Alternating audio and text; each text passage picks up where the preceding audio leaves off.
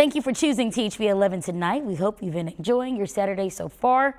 I'm joined now by meteorologist Simone Thomas. Simone, the day started off with the overcast, the sun coming out just a little bit, but it's still a little chilly out there. What can we expect going into the rest of the weekend? Yeah, I think the clouds held on a little bit longer than we were expecting for the day, but through the afternoon, just before sunset, we did start to see some breaks, and we'll see a few more overnight, but the clouds are coming back tomorrow. Now, I want to give you an overview of what's happening kind of across the region. If you were following us this morning, that cold front that you see now draped through Florida, that was the front that swept through here yesterday. That's why it feels colder. We got a little bit of a pressure gradient setting up with some high pressure to our northwest, that low pressure associated with that front off to our southeast. So winds are still coming from the north right now. Taking a deeper look at the state, we're watching some of those low level clouds try to push south, but those clouds held on today, really keeping a few places in the 40s like Little Rock. We didn't quite touch 50 degrees, but a lot of our neighbors like Hot Springs, Arkadelphia, kind of farther to our southwest, were able to warm up into the 50s. Tomorrow, as I mentioned, though, looking to see those clouds coming back in the afternoon, so likely not getting much warmer than what we saw today, but changes are coming as we get into the first full week of 2026. All of those details are coming up in your 7-day outlook. All right, Simone, thank you. Well, U.S. officials say Nicolas Maduro and his wife have arrived in New York, where they will face multiple federal drug and weapons charges. Jen Sullivan has the details on the attack and what's happening next. Missiles lighting up the sky in Venezuela overnight Saturday as the U.S. launched strikes into the country's capital city of Caracas in a stunning attack. It was clear that something was happening, and it was big because of the detonations that we heard. Mary Mena, a CNN producer located in Caracas, says the attack led to confusion and fear. Early today, President Donald Trump announcing the attack on Truth Social and said President Nicolas Maduro and his wife were captured. Then later sharing this photo of Maduro in U.S. custody. This was one of the most stunning, effective and powerful displays of American military might. Maduro and his wife, Celia Flores, face multiple drug and weapons charges, including narco-terrorism conspiracy and conspiracy to possess machine guns and destructive devices against the United States. Venezuelans in South Florida celebrating the news of Maduro's capture. This incident follows weeks of rising tension between the U.S. and Venezuela. For months, the Trump administration has been targeting alleged drug boats coming from Venezuela in what it has called its crackdown on global drug trafficking. Maduro has denied involvement. While Maduro was seen by many as an authoritarian leader who violated human rights, the action to capture him and his wife has raised serious concerns about the U.S. violating international law. The strikes overall and the activity in the sovereign territory of another country will certainly raise criticism from some parts of Congress, within our own government, and certainly from the international community. Venezuela leaders say they have requested an urgent meeting with the United Nations Security Council in response to the attack. I'm Jen Sullivan reporting.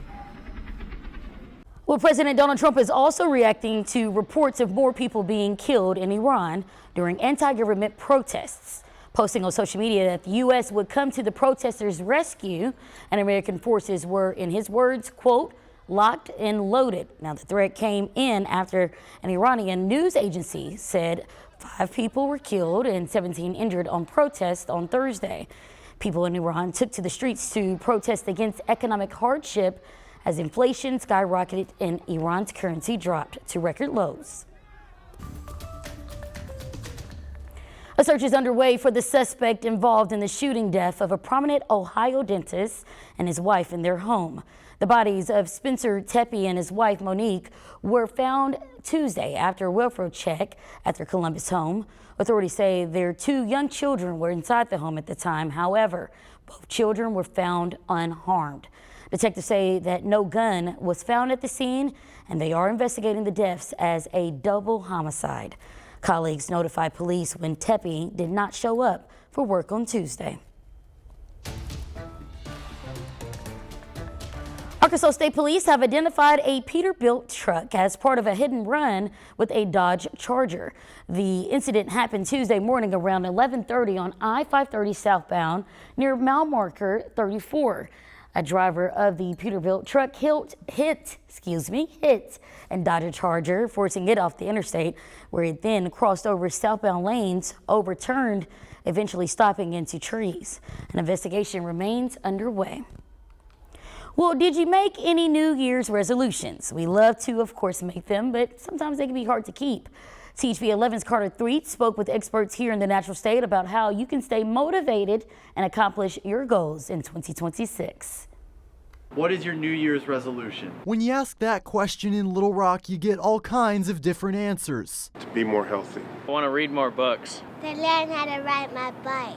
For some, the new year is a time to get your finances in order. Greg Hatcher has spent the last 35 years helping Arkansans do just that, as CEO of the Hatcher Agency. Rule number one, spend less than you make. If you spend less than you make, you're always going to do better, and you're going to be in a better position the next year. That's his first tip. His second is to know what you're making and spending. And it's always a good idea to have a scorecard and keep it year by year and track it. And so we try to get people to do that. And then once they get into that, they get a little more excited about saving. Or maybe your goal is to stay fit, stay healthy, be active in the gym. I spoke with owner and coach Phil Forrester here at Rock City Complete Fitness on how to get it done. I think the biggest hurdle for people is only thinking of it in terms of what they want, not what they're going to do. So make sure whatever resolution you make is focused on the action, not the result. Actions like these, the group that gets up to join Forrester on Saturday mornings. 20 seconds! For an hour-long workout. Keep it simple at first. Next, keep it scheduled.